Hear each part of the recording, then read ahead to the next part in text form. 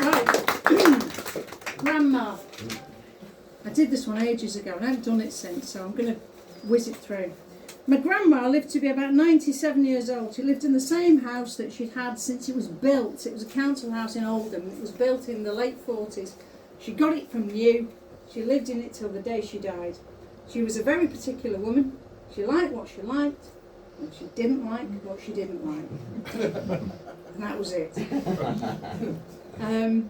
She grew up working in the mills and had kids, you know, and they were like, I had my child in front of this fire, on the carpet, like you should have, one of these kind of things.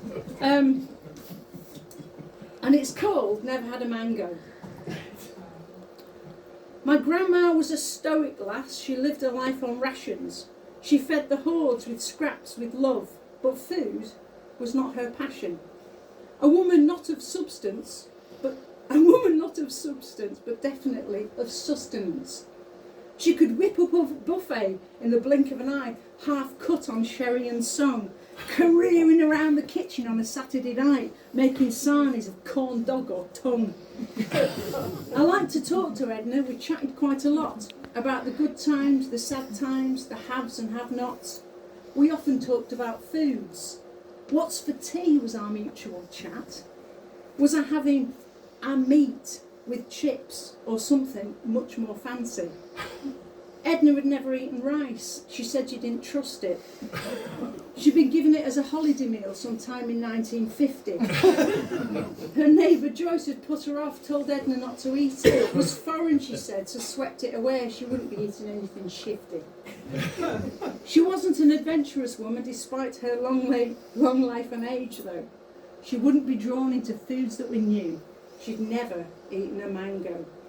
I said, "That's a shame, Grandma. They're really quite nice, sweet and delicious too." She wouldn't be pushed. She just wouldn't budge. She was definitely not eating a mango. She liked a fruit salad, but was strictly traditional.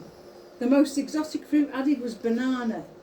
No papaya or guava, just apples, some grapes.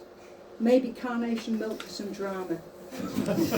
She died a few years back. It was terribly sad. She was in hospital for weeks at a time.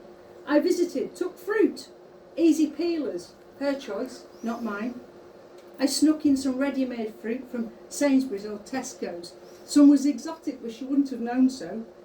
She tasted it all, wolfed it down in one go, but turned to me once with an expression of sadness. "What's this? This fruit?" I said, "Mango." "Oh," she claimed, "it's delicious, so sweet. How silly of me to be so dismissive." I said, "It's okay. You've tried it now. It's never too late for a new thing." We chatted about fruits and their whereabouts, and when she first tried a cherry, it was a lovely chat, really nice. We talked about the absurdity of life and the paths that we take, and no matter what, despite it all, I'd still never get her to touch rice. Woo!